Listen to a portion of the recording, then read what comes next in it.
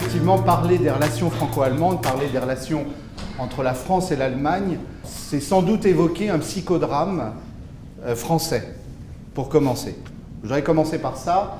Je crois que ce que je vais vous décrire, c'est bien sûr, je vais vous donner un certain nombre d'éléments de repères sur l'Allemagne d'aujourd'hui, mais vous allez voir que tout au long de mon exposé, je vais vous parler en permanence de ce regard français sur l'Allemagne. Et quand je dis ce regard français, c'est un regard des milieux dirigeants français, on va dire des élites françaises. C'est pas le regard de la population française en général. Il y a deux choses. Il y a effectivement ce qu'on pourrait appeler un modèle allemand réel, objectif. Mais je vous montrerai que en fait, c'est plus compliqué que ça n'en a l'air. Et puis il y a un modèle allemand dans la tête des élites françaises. Et qui a de moins en moins à voir avec la réalité de l'Allemagne d'aujourd'hui et la réalité du monde dirigeant allemand. On pourrait dire de Giscard à Macron, d'ailleurs d'un inspecteur des finances à l'autre. Il y a une culture spécifique, une appréhension de l'Allemagne, et je dirais appréhension aux deux sens du mot. Il y a quelque chose qui caractérise par ailleurs le monde dirigeant français, c'est la peur de l'Allemagne, la peur de la puissance allemande. Il y a des choses tout à fait extraordinaires à apprendre de l'Allemagne, mais il y a aussi à comprendre nos propres qualités, ce que nous savons faire, et c'est ça le génie de l'Europe, on peut dire à travers les siècles, c'est la complémentarité de ces cultures, c'est la diversité de ces pays, et c'est ça qui a fait le miracle de l'innovation européenne, et c'est sans doute ce que nous risquons de perdre si nous nous obstinons à vouloir uniformiser absolument, ou bien, dans le cas des Français, à vouloir suivre un modèle qui, en plus, n'est pas un modèle ancré dans la réalité. Tout ça fait que, quand on parle de modèle allemand, c'est un peu absurde parce que oui, il y a un modèle européen, un modèle lotharingien, on va dire, du capitalisme.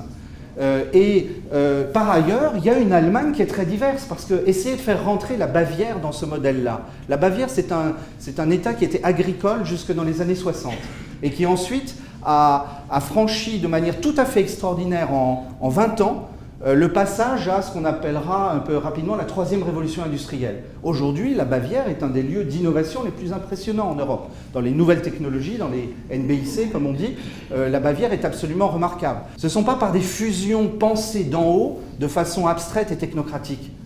L'Allemagne comprend la puissance et l'innovation industrielle à partir de réelles questions de production, de réelles questions d'innovation, de problèmes d'ingénierie. Et donc si effectivement à un moment deux entreprises ont envie de se rapprocher parce que non seulement leurs états-majors mais aussi l'objectivité de l'innovation y amène, oui, ça se fera. On revient à ce que je vous disais tout à l'heure. Il n'y a rien qui agace plus au fond nos amis allemands que la culture française de l'intervention permanente de l'État dans la vie économique. Et les Britanniques, c'est le contrepoids. C'est ce qui a permis de faire avancer les positions de l'ordolibéralisme dans l'Union européenne, dans la communauté européenne puis dans l'Union européenne, c'est le soutien de la Grande-Bretagne. Les Français qui aiment tellement être grivois et parler du French Triangle, là, ils oublient complètement, les commentateurs français oublient complètement d'en parler. Vous savez que l'histoire du couple franco-allemand, en fait, ça ménage à trois. Et d'ailleurs, le grand drame aujourd'hui du point de vue des Allemands, c'est que la Grande-Bretagne s'en aille. Et les Allemands ne savent pas comment s'en sortir. Parce que d'un côté, ils se disent, si nous sommes trop accommodants avec la Grande-Bretagne qui a décidé de partir, nous mettons en danger la cohésion de l'Union européenne. Mais en même temps, ils savent bien que ces 60 milliards d'excédents qui sont en jeu, c'est-à-dire la moitié de l'excédent de l'Union européenne avec la Grande-Bretagne, au fond, on a une Europe qui a été hyper ambitieuse. Regardez le traité d'Aix-la-Chapelle, il est très différent du traité de l'Élysée de 63. Le traité de l'Élysée, il parlait de peu de domaines et il en parlait de façon très concrète. Le traité d'Aix-la-Chapelle, il parle de tout. C'est quasiment, on a quasiment l'impression qu'on va vers une fusion franco-allemande, mais il ne dit rien de concret pour y arriver. Où il reprend des choses qui se font déjà. Comme par exemple la présence de ministres allemands au Conseil des ministres français, ou le contraire. Vous avez en Allemagne on va dire une décentralisation dans l'application des décisions permanente, extrêmement efficace, et qui fait la force de l'Allemagne. Mais, si vous voulez, moi ce qui me fascine, ce décalage entre un monde dirigeant français qui n'a que le modèle allemand à la bouche et qui en même temps, depuis des années, ne cesse de recentraliser un certain nombre de processus.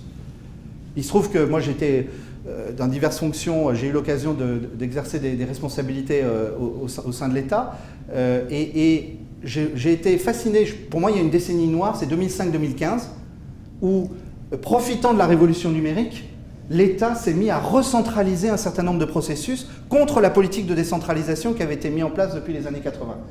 Et alors vous dites que vous êtes dans la convergence franco-allemande et vous faites exactement le contraire de ce que les Allemands font.